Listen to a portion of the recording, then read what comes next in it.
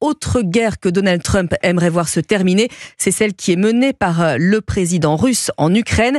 Il est temps de trouver un accord, a écrit le président américain sur son réseau social. Des millions de vies sont gâchées, a dit aussi cette semaine au Forum économique de Davos le nouveau locataire de la Maison-Blanche, qui s'active donc pour organiser des négociations entre l'Ukraine et la Russie.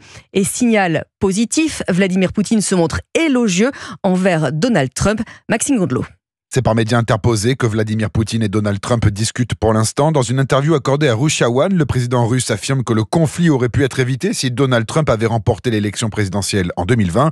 Il loue le caractère pragmatique et intelligent de son homologue américain. Il se dit également ouvert au dialogue.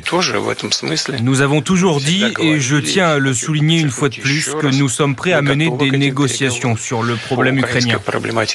Des négociations qui ne pourront se faire sans l'Ukraine ou l'Europe, avertit Kiev. Une question demeure. Combien de temps vont prendre ces négociations de paix? Pour Michel Etchaninov, spécialiste de la Russie, c'est le président russe qui est en position de force. Trump veut aller vite, donc il sera prêt, je pense, à lâcher des choses favorables à l'Ukraine. Ce que Vladimir Poutine va faire, c'est impatienter Donald Trump pour obtenir le plus de choses possibles.